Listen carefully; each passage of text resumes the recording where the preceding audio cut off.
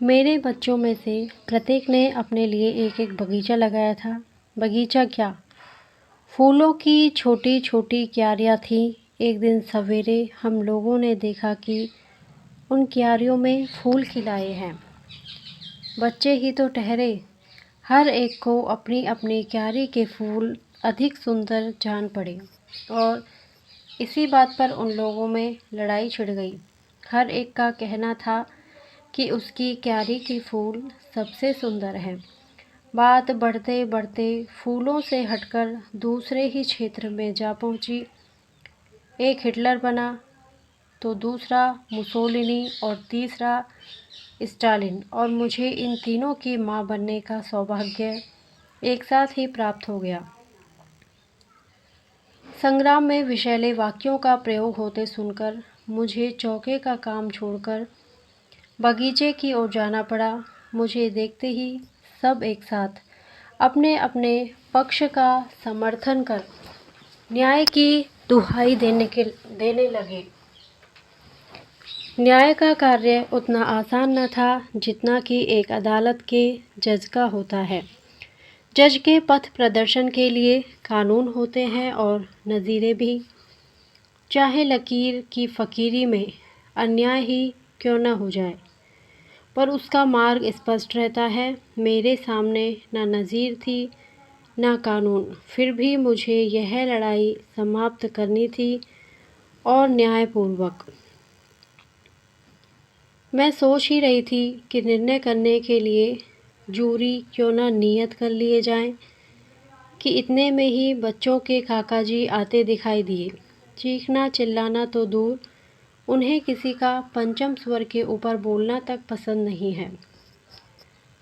बच्चों को लड़ते देखकर बोले, अच्छा यह लड़ाई किस लिए है? यदि तुम लोग लड़े भिड़े तो मैं तुम्हारी माँ को सत्याग्रह न करने दूंगा। मेरे हिटलर मुसोलिनी शांत हो गए। माँ के बिना जिन्हें स्कूल जाने तक में कष्ट होता है, माँ के बिना जिनका काम नहीं हो सकता, वही मेरे बच्चे चाहते थे कि मैं सत्याग्रह करूं और जेल जाऊं। अब मैंने उनसे पूछा कि कोई शिकायत तो नहीं है, तो सब एक स्वर में बोल उठे, नहीं माँ, सभी क्यारियों के फूल सुंदर हैं, तुम सत्याग्रह करो और जल्दी जेल जाओ। हम सब भीतर जाने को ही थे कि बाहर से गाने की आवाज़ आई। गाना कोरस में था और स्वर था, बच्चों का सा भगवान दया करना, इतनी मोरी नैया को पार लगा देना। और अब तो हम सब दरवाजे की ओर दौड़ पड़े। इसी समय दूसरा पद सुनाई पड़ा, मैं तो डूबत हूँ मझधार पड़ी, मोरी भैया पकड़ के उठा लेना।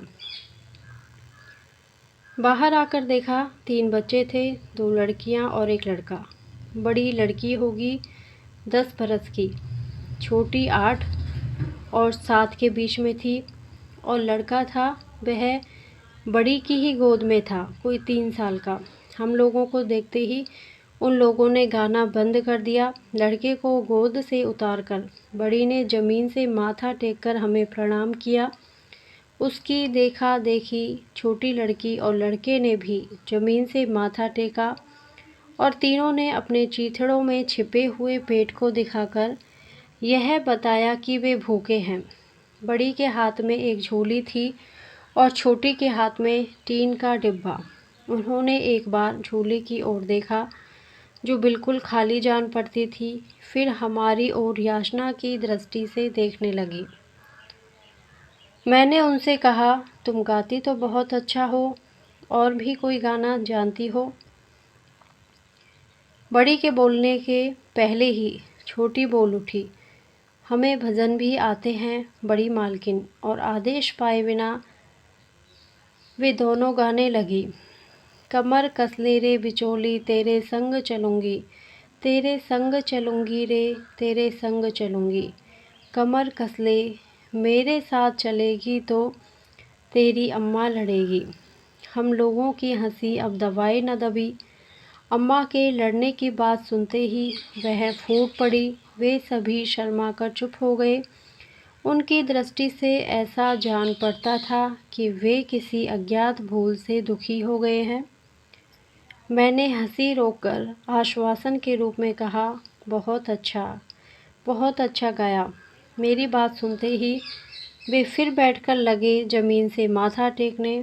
मैंने पूछा, तुम्हें क्या चाहिए, पका हुआ खाना या कच्चा?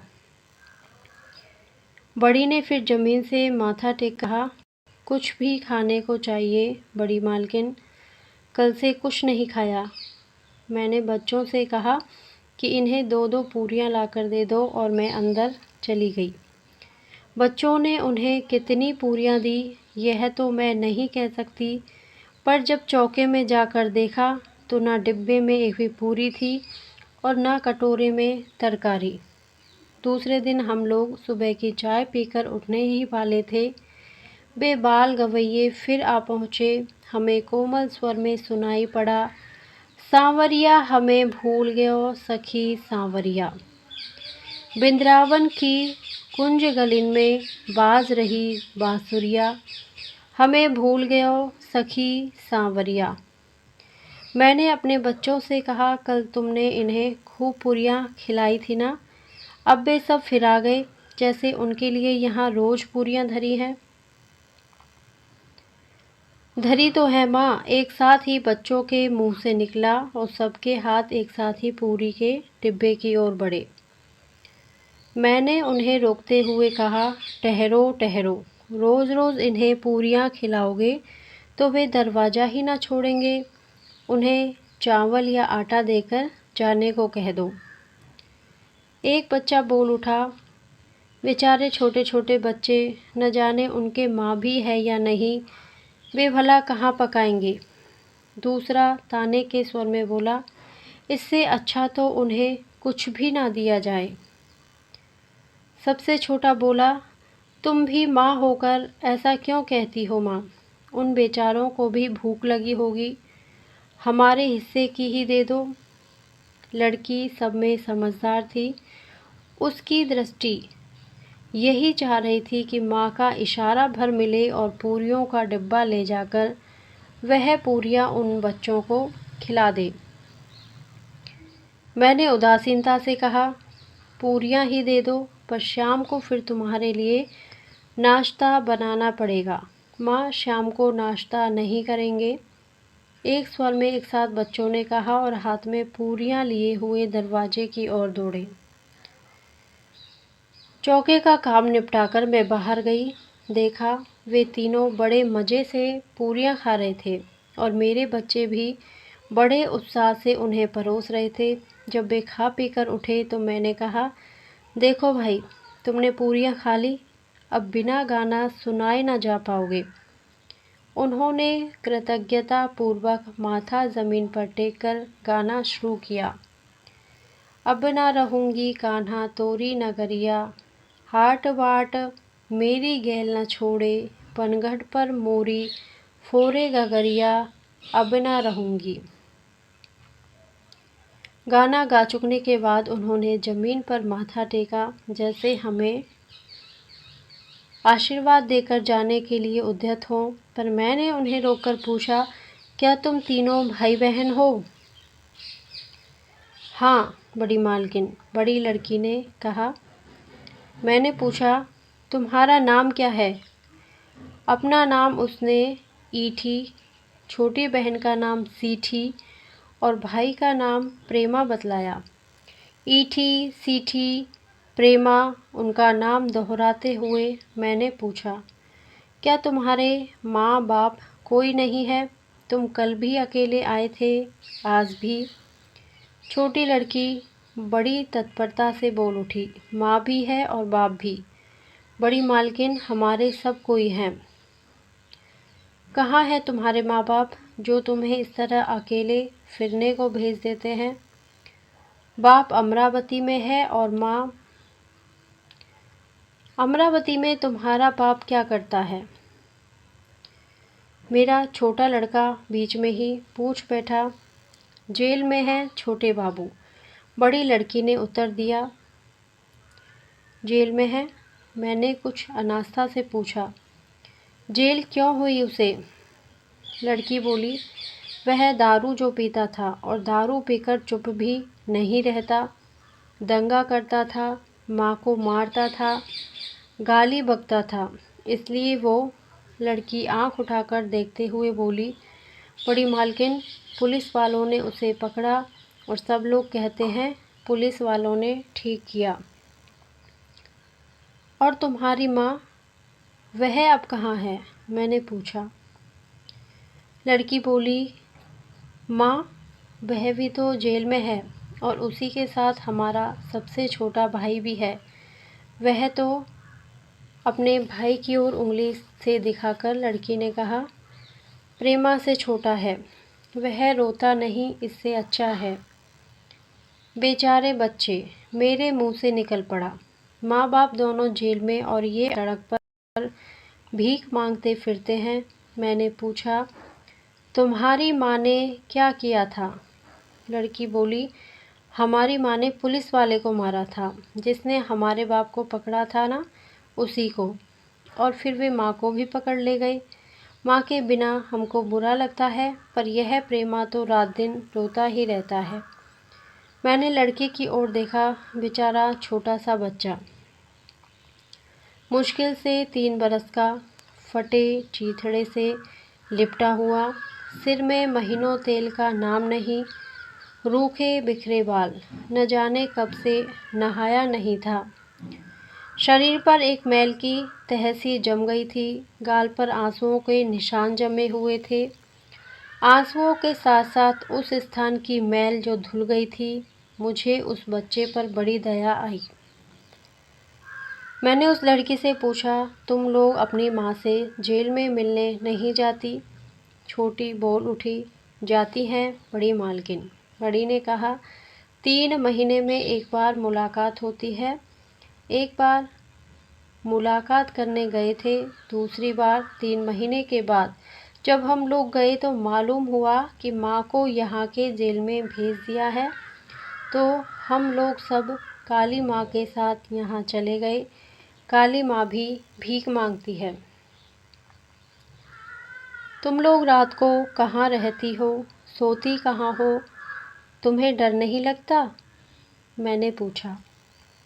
बड़ी लड़की ने कहा, जेल के पास एक नाला है, हम लोग रात को वहीं पुल के नीचे माँ की बातें करते करते सो जाते हैं। कभी कभी काली माँ भी आ जाती है, पर वह रोज़ नहीं आती। माँ की सज़ा कितने दिन की है? 2 साल की। बड़ी लड़की ने कहा, हम रोज़ जेल को देखते हैं, हमारी माँ वहीं तो है। जब माँ छूटेंगी हम उसको साथ लेकर देश जाएंगे। एक प्रकार की खुशी से बालिका पुलकित हो उठी, अपनी माँ को लेकर, जैसे वह सचमुच देश जाने की तैयारी कर रही है। मैंने लड़की से पूछा, तुम लोग नहाती हो कभी? संकोच से बड़ी लड़की चुप रही। छोटी ने कहा, हमारे पास दूसरे कपड़े नहीं हैं ना। मेरा इशारा पाते ही मेरे बच्चों ने अपने पुराने कपड़ों में से बहुत से कपड़े ला दिए। मेरा चित्त उदास हो गया। मैं कमरे में बैठकर कुछ सोचने लगी और वे बच्चे कपड़े लेकर खुशी खुशी चले गए। कुछ दूर से गाने की आवाज़ आई, मैं तो डूबत हूँ मझधार पड़ी, मोरी बैया पकड़ के उठा लेना। बहुत से सुंदर पढ़े लिखे और सुने थे, पर स्वर और आत्मा का ऐसा संयोग तो कहीं नहीं देखा था। शब्द और वस्तु का ऐसा मेल तो कभी चित्रित नहीं हुआ। मैं उन्हें बुलाने के लिए झपटी, पर तब तक वे दूर निकल गए थे। इस घटना के दूसरे ही दिन मैं भी युद्ध विरोधी सत्याग्रह करके जेल की अतिथि बनी। मेरे और बच्चों ने तो हंसी खुशी विदाई दी, पर सबसे छोटी मीनू बहुत छोटी होने के कारण मुझे छोड़कर घर में न रह सकी, अतः वह मेरे साथ हो गई। उस समय जबलपुर जेल में कोई अन्य राजबंदनी न थी। अकेले होने के कारण मैं अस्पताल में रखी गई। मेरी सेवा के लिए 2 साधारण स्त्री कैदी ने रात में मेरे साथ रहती थी, दिन में सब लोग एक साथ रह सकते थे। कैद खाने की दुनिया भी एक विचित्र वस्तु है। यह कौन है? चोर। यह चरस बेचती थी और इसने अपने नवजात शिशु की हत्या करने की चेष्टा की थी। पर माँ होकर वह हत्या कर सकती थी, इसका मुझे विश्वास न हुआ। और यह लड़की, यह तो अभी बहुत कम उम्र है। इसने क्या किया था? इसने अपने पति और सास को जहर दिया था। मैं कांप उठी। विधाता, क्या ये सचमुच स्त्रियां हैं? तुम्हारी ही आज्ञा से इनका सृजन हुआ होगा। किंतु इसी समय जैसे कोई अंदर से बोल उठा, यह तस्वीर का एक ही पहलू है, इसके दूसरी ओर भी देखो। संभव है वे निर्दोष हों, संभव है वे देवियां हों। मेरी सेवा के लिए जो 2 स्त्रियां तैनात थीं, उनमें से एक तो अल्लड़ थी, जिसे कुछ कामकाज न आता था, पर दूसरी समझदार थी, वह प्रौढ़ा थी। उसकी गोद में भी एक बच्चा था। वह बड़ी फिक्र से सब काम करती थी। वह अधिकतर चुप रहती थी, जैसे सदा मन ही मन कुछ सोचा करती हो। मीनू को तो उसने इस प्रकार हिला लिया था जैसे वह उसी की बच्ची हो। उसका खुद का बच्चा पाँव पाँव चलता और मीनू चलती उसकी गोदी में। वह पानी भरती तो मीनू उसके साथ होती, दाल दलती तो मीनू उसके साथ, और बर्तन मलती तो मीनू भी उसके साथ। छोटी छोटी कटोरियाँ और गिलास मलती दिख पड़ती। अंत में बात इतनी बड़ी कि वह मीनू को अपनी पीठ से बांधकर झाड़ देने लगी। उसका नाम था लखिया। लखिया और मीनू के इस स्नेह संबंध से लखिया के बच्चे को जो अभाव ज्ञात हुआ, उसकी पूर्ति मैं उसे मीनू के फल और मिठाइयाँ दे देकर करने लगी।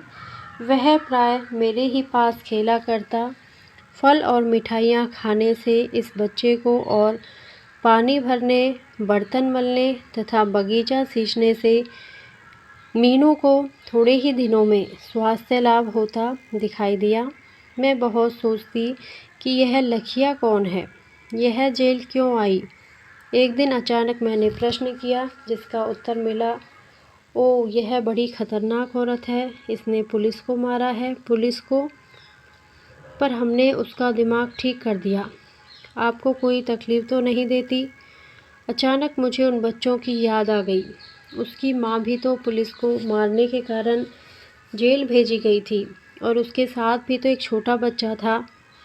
पूछना मैंने कई बार चाहा, पर लखिया की गंभीर और उदास मुद्रा देखकर हिम्मत मेरी एक बार भी ना हुई। एक दिन रात को खूब पानी बरसा, खूब दहाड़ दहाड़ कर बादल गरजे और कड़क कड़क कर बिजली चमकी। मुझे अपने बच्चों की याद आ गई। छोटा लड़का डरा होगा। दूसरे पलंग पर सोने पर भी वह बादलों के गरजते ही मेरे पास आकर सो जाता था। इसके साथ मुझे उन 3 बच्चों की भी याद आई, जो बेचारे पुल के नीचे सोते थे। कहीं आगे सोचने की मेरी हिम्मत न पड़ी। मैंने प्रार्थना की, हे ईश्वर, सब माताओं के बच्चों को अच्छी तरह रख और सबके बाद मेरे बच्चों की भी रक्षा कर। जेल में मेरे पास अखबार आया करते थे। जेल की सभी कैदी स्त्रियां लड़ाई की खबरें सुनने को उत्सुक रहा करती। उन्हें विश्वास था कि एक दिन ऐसा होगा जब जेल के फाटक टूट जाएंगे और अवधि से पहले ही उनका छुटकारा हो जाएगा। मैं भी उन्हें यूरोप की लड़ाई और भारत के सत्याग्रह की खबरें सुना दिया करती थी। उस दिन शाम को अखबार आया और पढ़ते पढ़ते मेरा जी धक्क से रह गया। जबलपुर की ही खबर थी। कल रात एकाएक पानी बरसा और खूब बरसा। जेल के पास के नाले में 3 गरीब बच्चे बह गए। उन तीनों की लाशें मिली हैं। बहुत खोज करने पर भी उनकी शिनाख्त नहीं हो सकी। 2 लड़कियां और 1 लड़का। ऐसा सुना गया कि वे गाना गाकर भीख मांगा करते। मेरे घर पर आकर गाने वाले उन 3 बच्चों का चित्र हठात मेरी आंखों के सामने खिंच गया और ऐसा जान पड़ा जैसे दूर से कोई गा रहा है। मैं तो डूबत हूँ मझधार पड़ी, मोरी बैया पकड़ के उठा लेना।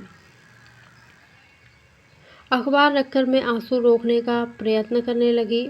अचानक मेरे मुंह से निकल गया, बेचारे बच्चे। लखिया पास ही बैठी मेरे लिए चाय तैयार कर रही थी। उसने पूछा, क्या खबर है भाई साहब? अरे उदास क्यों हो गई? बच्चों की याद आ रही है? मैंने उसे कुछ भी उत्तर नहीं दिया। वह फिर बोली, थोड़े ही दिन तो और हैं भाई साहब, कट ही जाएंगे। फिर बच्चे अपने बाप के साथ तो हैं, फ़िक्र क्यों करती हो? उसकी ओर देखने की मेरी हिम्मत नहीं थी, पर मुझे ऐसा जान पड़ा जैसे उसने बात ख़त्म होते ना होते एक गहरी सांस ली और आँखों के आंसू पोंछ लिए।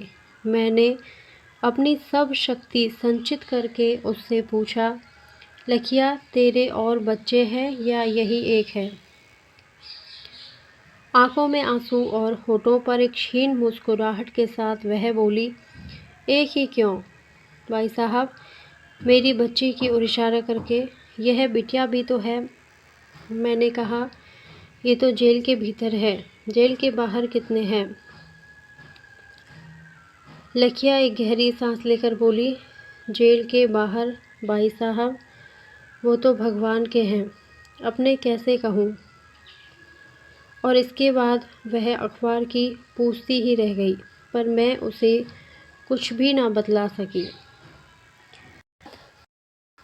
यदि आपको ये वीडियो और ये कहानी पसंद आती है तो प्लीज़ इसे लाइक करें, शेयर करें और मेरे चैनल को सब्सक्राइब करें। Thank you.